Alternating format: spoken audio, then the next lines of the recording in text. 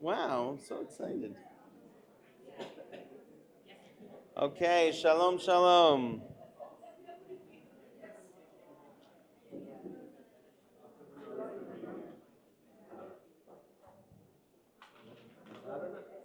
You tell me.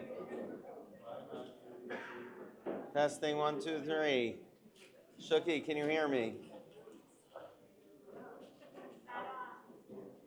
Okay, testing 1, 2, 3. We're good. Anybody hear me in the back row? Back row, that's good. Thumbs up. Okay, thank you so much.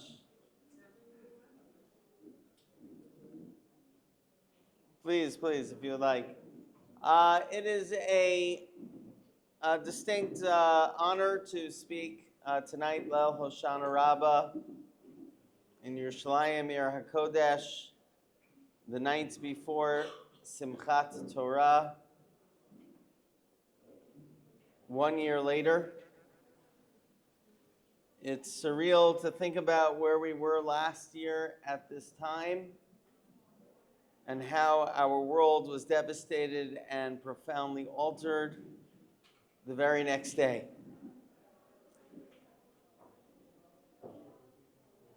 It's very difficult to speak during an ongoing war.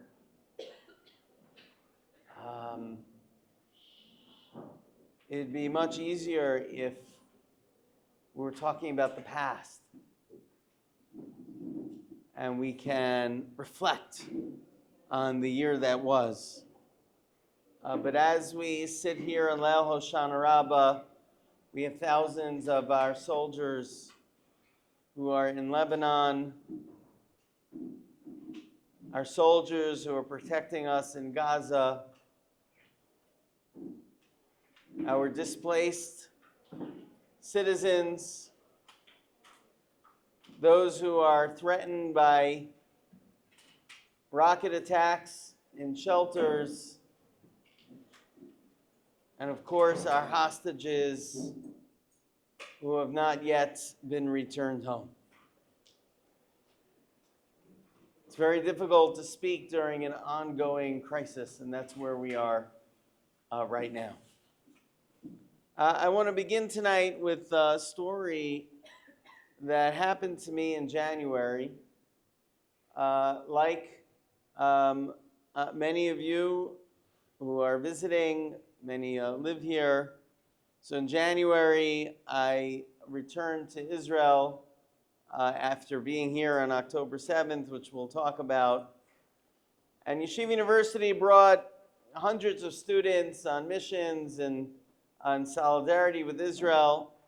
And when I was here in January, I went down south to visit the IDF soldiers. And the IDF asked if I would go into Gaza and to visit the soldiers in Gaza. So they strapped me with full gear. I rode in the armored vehicle. We crossed the border. The guns were out. The commander announced bullets in the chambers. These are all common activities for our soldiers, but I was terrified.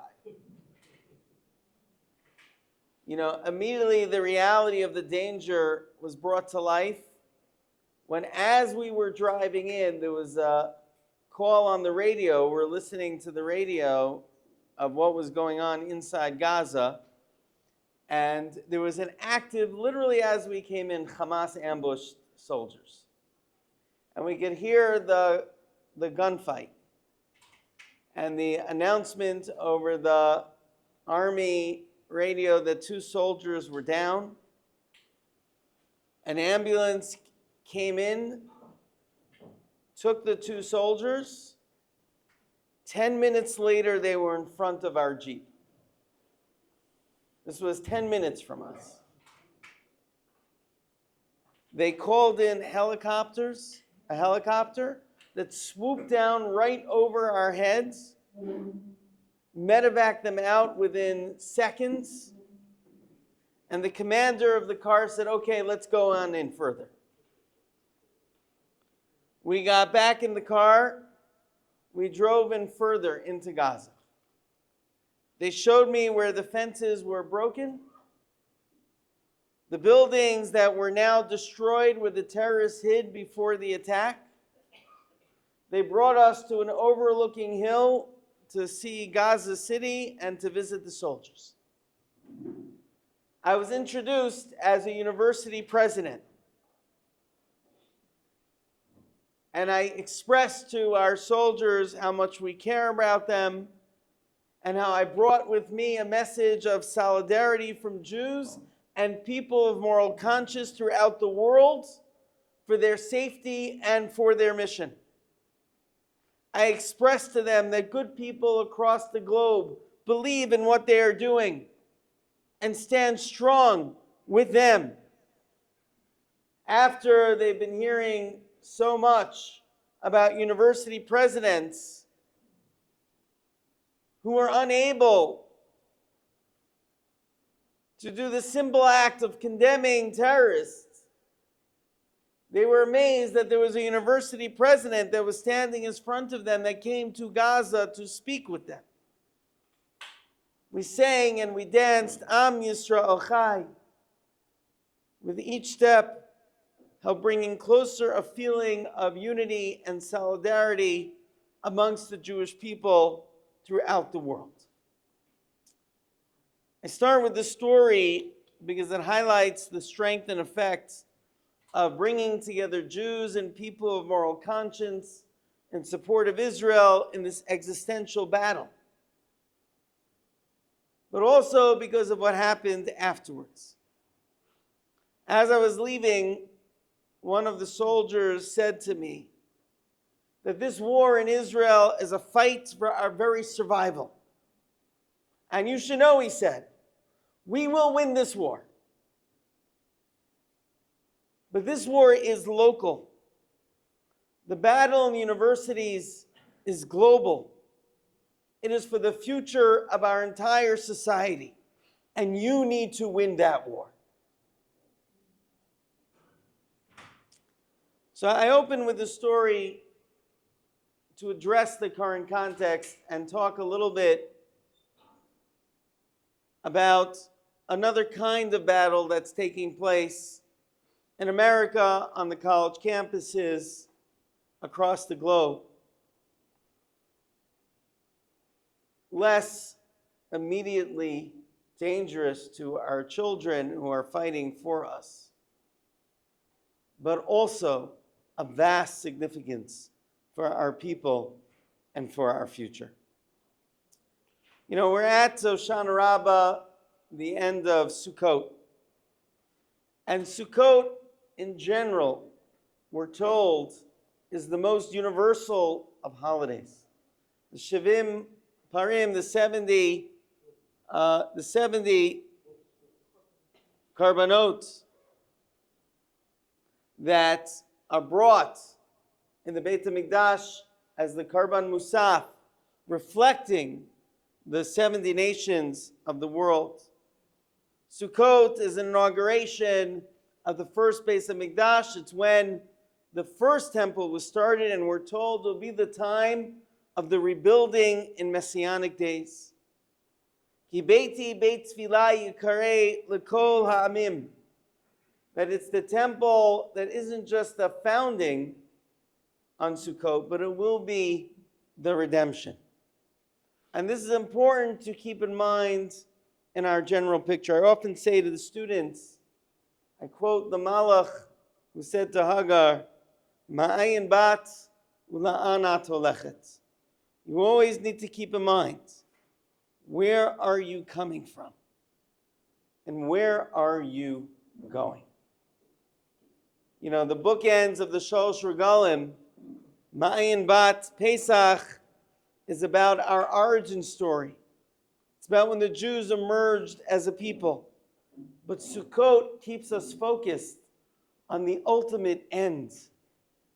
Where we come from, Avram, Yitzchak, and Yaakov, a story of slavery and redemption.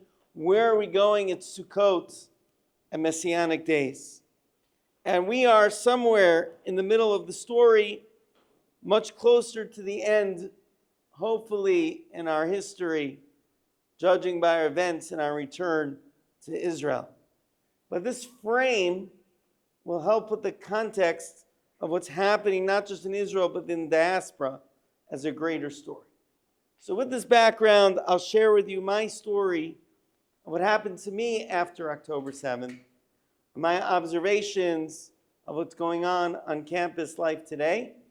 I will pause and give you a chance if you have questions and want to ask, we could talk more about it. I have a particular vantage point of how I've seen what is unfolded on campuses in the next generation in the United States and around the world. So with that, I will begin. I was in Jerusalem on October 7th. I was with my mother, who I'm pleased to say is joining us here tonight. And, we come back, we made Aliyah 17 years ago, and we moved to Neve Daniel. I was called back on the Shlichut to Yeshiva University about 7 years ago. But we keep our home in Neve Daniel, and certainly we always love visiting my mother in Yerushalayim, and we came for Simchat Torah. Like many of you, how many here were in Yerushalayim on October 7th? So we started hearing the air raid sirens go off one time, 2 times, 3 times, and we knew that Yerushalayim was under attack. I immediately ran home. I was in Beit Knesset Shiur, and I ran to my mother's apartment, making sure she was okay, and she was fine. And on the way back to shul, I was with my son. We bumped into a friend who said to my son, "You should go back and check your phone." He went back and checked his phone, and he was called up to service. My son is a Givati reservist. He was a senior at Hebrew University at the time. Baruch Hashem, he graduated in between 2 tours of duty in Givati, and he is called up actually for his 3rd term of duty this Sunday. He's going back. So on that day, on October 7th, we sent my son off to war, not knowing what fate awaits all of us. My wife stayed back afterwards. I went back to America to return to my shlichut. I landed probably either Tuesday or Wednesday morning, and I drove straight to MSNBC. It was the first of multiple interviews throughout the year on all the networks to publicly stand for Israel and the Jewish people and insist on moral clarity. It was very evident what was, going to happen, and it was very important to stay from the beginning and talk about moral clarity and make clear what was happening in Israel and the situation that all people of moral conscience must rally around the side of Israel. For the first week, there was great sympathy for Israel and the horror that Hamas had unleashed. With that said, there were some university presidents who were unable to issue statements condemning Hamas, and that was grabbing the attention of the press. So keeping in mind our ultimate goal of geula and the lesson that we transmit to our students about the importance of Kiddush Hashem, sanctifying God's name in the public square, being out with our values, being proud of our values and public about our values, to spread the Torah and what we stand for, I saw that there was such disruption in universities, and that led to enormous opportunities of Kiddush Hashem that could be helpful to Israel. I knew that the story of those presidents who were not able to condemn Hamas was not the complete story. So I started to call my colleagues. I called first the president of an historically black college and university, Dillard University, Rochelle Ford. And I said to Rochelle what was going on, and she heard the sadness in my voice. And she said to me, "Ari, the Jews win when Moses holds his hands up. But who holds Moses' hands up? It's Aaron and Hur. Let us be your Aaron and Hur." You can lean on us. Immediately, she worked to help craft a statement that we wrote to stand with Israel against Hamas. I called then the president of the United Negro College Fund, and I showed him my statement, and he too signed on. We then contacted the head of all Christian universities in America. And she said to me, Ari, you don't even have to send it to me. Whatever you want me to sign, I'm going to sign. We then spoke to presidents of major universities, the chancellor of SUNY, the chancellor of CUNY, the president of University of Texas, University of Miami, Arizona State, major public and private universities, faith-based universities, Baylor, Notre Dame, the president of Notre Dame was a good friend. Historically black college universities, we put together a coalition that never existed in the United States of America. It's unprecedented. Over 100 university presidents were able to write, "We stand with Israel against Hamas," who condemned Hamas as evil, and the complete statement in the text was, "We stand with Israel, with the Palestinian people who suffer under Hamas's cruel rule, and all people of moral conscience." We put a full-page ad in the Wall Street Journal, started a social media campaign all across the United States of America. And I think that this is an important message.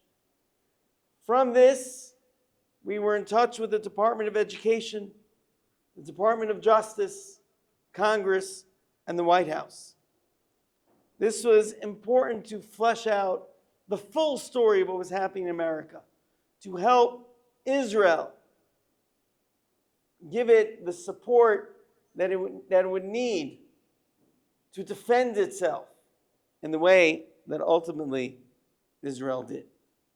So we started this campaign, and we started this effort. And this is one of my first observations I want to make, which often go undersaid, is that we have allies.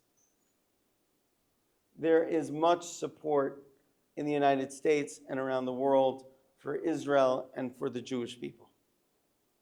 It is underplayed in the press, but I can tell you, with all the antisemitism, we'll talk about it, there's a lot of philo-Semitism. People, both of faith and not of faith, respect the Jewish people and the tradition and the state of Israel. And the first lesson in leadership is to find your allies. And they're there. That's number one. The second is that anti-Semitism is real. And there's really a danger out there. Of course, it's no chidush. It's not a novel idea for the people sitting here. But I can tell you, I spoke to presidents, universities across the country, and they were surprised. One president told me, Ari, anti-Semitism was hidden under a rock, and this gained it legitimacy, and it's out. And they were legitimately afraid for the safety of their Jewish faculty and their Jewish students. With all of the allies, it has to be clear that we have enemies. And there's nothing that Israel can do or the Jewish people can do to stop it. It's the reality of how we're living, and it's what we contend with. So in addition to gathering the allies, we must remain vigilant and call out and combat the bad actors. Now this is easier said than done, because the anti-Israel camp has done many successful penetrations into the consciousness of our society. For example, they have successfully penetrated into the messaging of the education itself. It's become part of an extreme progressive agenda. The settler colonial prism is the way that much of the liberal art world sees world events. And Jews, due to intersectionality, are seen as the villains, and Palestinians are identified as people of color and oppressed, all throughout major universities. It's so outrageous that not only are Jews the colonialists in our own land and seen as the oppressors in this binary way of viewing the world, but also Hamas, because they're in the Palestinian camp, are by definition seen as the oppressed. That's how crazy this world is. That these murderers and rapists could be seen as the victims. And that has warped so much of college campuses. The Jewish students are, of course, we've seen the terrible reports have been harassed, the encampments and the violations on their rights. But it's not just that they're harassed. It's actually more insidious. Even those that are not harassed, they're silenced. They're silenced in the classroom. The assumption that Israel is genocidal and that Zionists are colonialists puts them in the position where if they speak up, they're threatened to be canceled. And what happens is that many of our students in their formative years are taught to be quiet, and they're afraid. I have seen presidents of major universities who are afraid to speak up. If they're afraid, you can imagine what their Jewish students in the classroom are afraid to do, right? This is a baseline. And I have to say, and maybe I should say this more,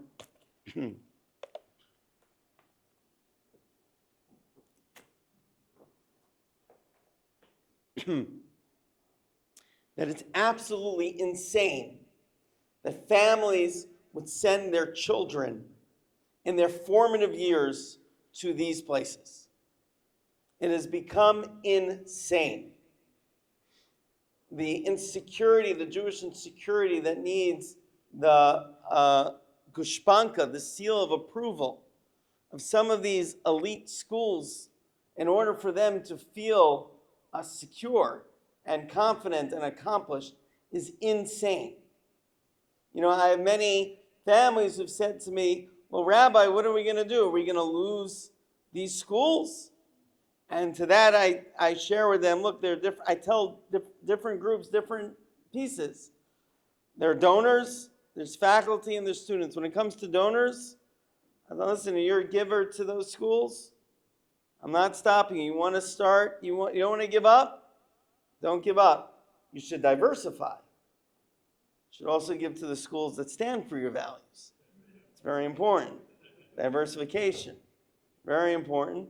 I'm not telling you have to give up.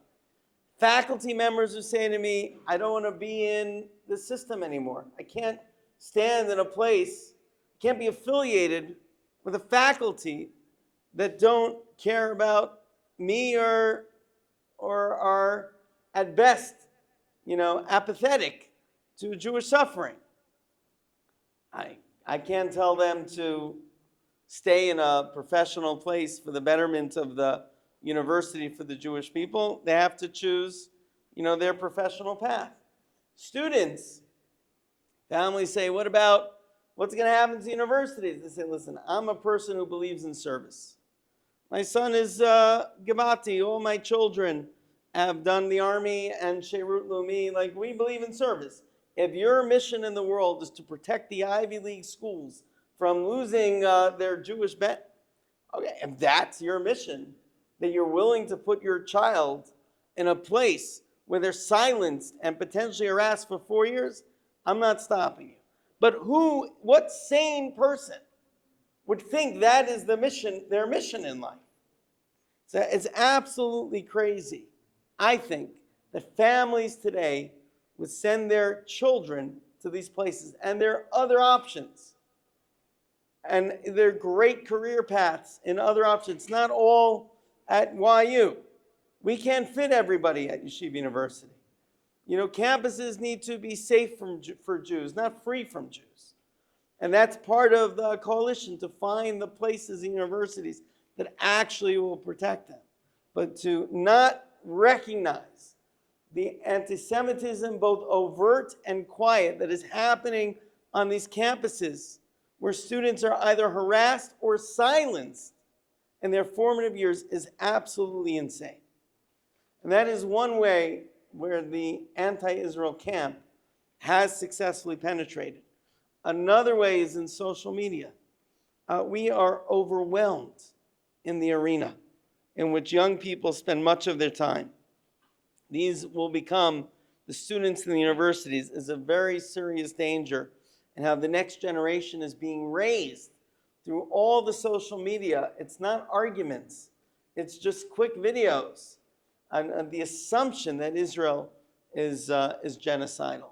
It's easy to say we need to fight and pick out the bad actors, but it's not just on campus. It's all throughout the social media. It is an enormous challenge for us and for our future. And finally, many university leaders are not anti-Semites, but they're weak. And they're afraid. When I spoke to presidents, very few said this to me, but some of them said to me, Ari, what about academic freedom? Like, academic freedom? Would you have tolerated any minority being harassed like your Jewish students are harassed in the name of academic freedom? Is there any greater hypocrisy? Can you possibly claim that? And the truth is, it's even deeper. Because what's happening in the universities is that leadership is very weak. This is a fact people don't realize, is that being the president of a university is a very difficult job. And the average president lasts for 5.8 years. Which means that most of the presidents who have been dealing with this are in their first couple of years. If you look at the presidents who resigned and how many of them were in their first year, they are not prepared. Right? These are not well-tested leaders. What has been their experience? They've been deans of schools. What have they dealt with in their past that enables them to handle this? But it's even more severe. There's no moral vision for universities anymore. I remember when I started as a university president, I went to a Harvard seminar over the summer. Harvard has a seminar to teach presidents, new presidents, how to be president of universities. The irony, obviously, is biting. But there was a seminar on what presidents, what they should do. I remember sitting around, and the presidents were talking about what is their greatest problem. What are they worried about most? And they all gathered around the question of what has a faculty member, what extreme thing can the faculty member say? What's the line in order for them to interfere or to stop them? And they told some horrible stories. Like faculty members who spat on armed services and whether they're allowed to intervene or not. And I was listening to this conversation. I'm like, this is unbelievable. Like, you're all talking about negative freedom. Like, what is the line that has to be crossed before you're allowed to intervene? But what about positive freedom? Like, why are you here? What is the mission of your university?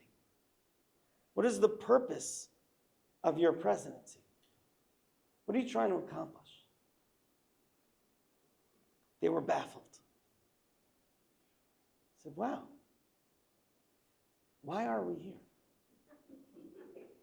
all throughout the conference, they referred back and they said, do you remember when Ari asked, like, what are we trying to accomplish? And it dawned on me how lost the university system is. They fall back on this negative freedom of, we're here to host conversations. That's it? You're only here to host conversations? What about the truth? Are you here to seek truth?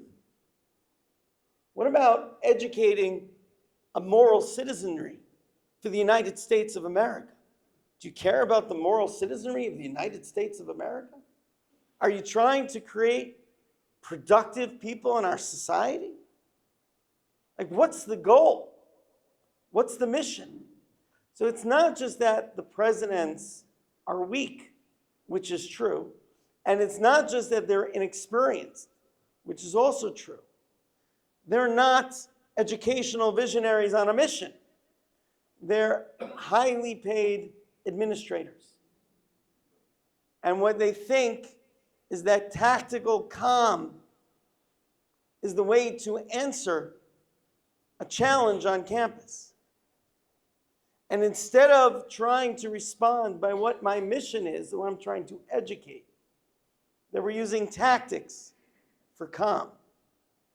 And the irony, and I told them this in October and November, is that their tactics weren't going to work. Because if they didn't split off Hamas from the Palestinians, what's going to happen is that their pro-Palestinian students are going to take on the language of Hamas. And they're going to threaten the pro-Israel students. And instead of enabling conversations, you're going to create havoc. What you should do is publicly excoriate Hamas.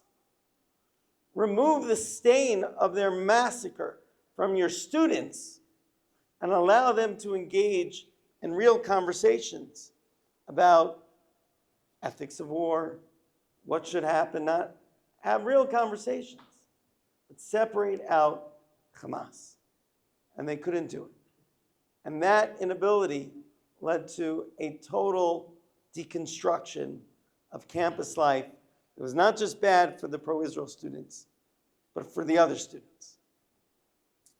So the second thing is if the first thing is to find your allies, the second thing is we need to fight and combat antisemitism, and it is complicated due to how ingrained it is in the education, in social media, in the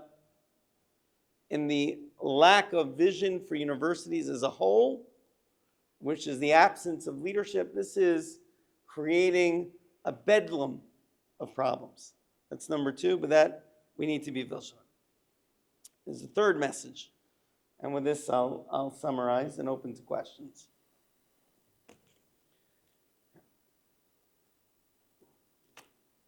How do you guys stay up so late? You're just getting started, oh my gosh. The third thing is, which to me is one of the most important, or the most important. You know, our students at Yeshiva University, they're amazing. So I mentioned, the solidarity missions, obviously Tehillim, Tefillah, like they were reciting Tehillim every day at the end of the spring with the same passion they were on October 8th. I mean, really, it was inspiring. Mitzvot done, sending packages, going themselves. I remember that there was a group who came to me after October 7th, and they said they want to go to Israel on a solidarity mission. It's the middle of the semester. I said, don't wait for the bureaucracy to figure it out. Israel's at war. This is a defining moment, not just for Israel, it's a defining moment for your lives. What did you do when Israel was at war? This is going to define who you are. And many of them just left. They created their own solidarity mission. Operation Torah Shield 3, and they raised the money, and they went to Israel in the beginning of the war to go to support the IDF, to support the troops, and to advocate for our hostages. They jumped on it. When Hamas did a day of global rage, our students created a day of loving kindness. They had the same day, they had a sign up where people from around the world did extra mitzvot, an extra chesed on that day. And that's what, we've seen, which is the opportunity to be Makadesh Shem Shemayim, to connect to other colleges, both Jews and non-Jews, and spread the positive messages of Torah. And the key of this time is not just to fight against antisemitism, but to be pro-Torah. It's not just anti-Semitism, it's pro-Torah. And I can tell you that there's an enormous vacuum. That what's happened in the world, especially after October 7th, Jews specifically, from all across the spectrum, are looking for meaning and for purpose. There is an awakening, a recognition that if we are so hated, there must be a reason for it. Like, why am I falling prey and victim? It must be that I have something. Like, what's this all about? What's this Jewish thing all about? There's a search for Torah, and people want to hear it. And it's true for what we see for our Jewish students, all across the spectrum. People who are coming to Yeshiva University, we are packed. We already, before October 7th, had a longer wait list than we've ever had before. After October 7th, we can barely fit. We didn't even know what to do. Like when last year, we lost so much money because I just took everybody in. So we had to open up dorms that we couldn't pay for, infrastructure that we didn't have. We just took everybody in. There was one point our transfer students were up over 50%, right? Because that was the response. And it wasn't just searching for safety, searching for meaning. And it's not just the Jewish students. It's the diverse students. The students who see what's happening in other universities and they don't want a part of it. They don't want to be in a place that has an absence of values. They want to be in a place that's not just academically excellent, but that has values-based education. I remember after graduation recently, a student came over to me at one of our graduate schools and said that I'm from Bangladesh. She said, I'm a Muslim woman, and I loved Yeshiva University because here we respect values. She went on to become the head of our alumni for the Science and Health School. She voluntarily goes around and raises money for Yeshiva University. Okay, and this is what we've seen. The increase isn't just in the Jewish students. We have over 100% increase in our graduate schools. We've doubled in size in the past 6 years in our graduate schools. And our graduate schools are mostly our diverse students. In addition to all the new programs we have, students seek meaning, values, purpose. And that's the opportunity. When a diverse student walks out with the Yeshiva University sweatshirt and a Torah, which is our emblem, out into the world, that is the greatest answer to anti-Semitism. They're ambassadors of our values.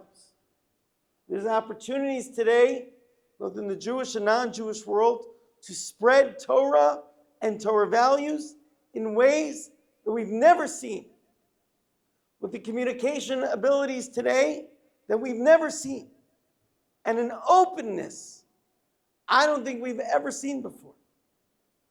I've had grand bishops from other countries tell me, how do I sign up to your statement of we stand with Israel against Hamas? We've had Muslim leaders visit Yeshiva University from other countries to learn from us how we transmit our tradition. The openness from across the world and across the United States is Absolutely incredible. So in addition to finding your allies, and in addition to fighting against anti-Semitism, be pro-Torah. There's an enormous moment right now. So to summarize, and I'll pause, we start at Pesach and end at Sukkot. From Mitzrayim, our origin stories, to geula for all. Where do you see yourself in our mission? Finding the allies, vigilantly defending and protecting the Jewish people, being pro-Torah. It's a challenging time, of course, especially in Israel, also across the globe. But it's also a time of opportunity.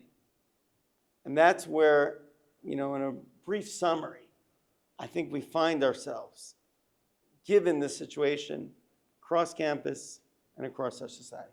So I will pause for a couple moments. If anyone has any questions they want to raise. Yes? I'm glad you touched on the positive, but on the negative, what are you doing combating all the billions of dollars that Qatar and all the other countries are owning shares and have an input on the way that the professors are teaching and so forth and so on? I should have mentioned that. That's a very important factor. Thank you. Your name is? Steve. So Steve points out, part of the rootedness of the anti-Semitism is the foreign money that's coming into universities that's funding departments. These are professors, tenured professors. The rot is so deep that it is not answered by one simple method. And I've said this to those who are at the forefront of getting the right resignations, which needed to happen, of the presidents of those universities. I'll share with you that I didn't speak to them. Meaning I spoke to presidents across the country. I specifically didn't speak to the presidents that I thought would use me as a fig leaf. Because the rot is so deep, and I didn't want them to point and say, oh, we signed on to the Jewish president. So I did not go to them, and it's very important for people to understand the depth of this problem and the importance of creating transparency for foreign money in universities and the federal response to that. That is essential in handling this in the long term. There's no question about that. Thank you, Steve, for pointing that out. Very important. Yeah. Have you been in touch with the universities you mentioned were, okay universities, but I'm talking about more like elite universities. Aren't there some like Jewish presidents or Jewish deans? How do they cope? Or what they're giving into this? Yeah. No, I've spoken to a lot of Jewish presidents who are giving into it. Presidents feel straitjacketed based on the situation. Again, I think it's weak leadership. The situations are based on the foreign funding and the professors and the faculty. In many cases, they are truly dire. And it's a time for moral clarity. And I think there's been a significant confusion. This is the lines that I've used, that universities have insisted that they should have institutional neutrality. And I've said to them that there's no conflict between institutional neutrality and moral clarity. That you should not take positions on politics? Absolutely not. Okay, but that doesn't mean that you should be morally neutral. So for example, I remember when Columbia invited Ahmadinejad to speak. And Lee Bollinger, who was the president of Columbia, had to decide what to do.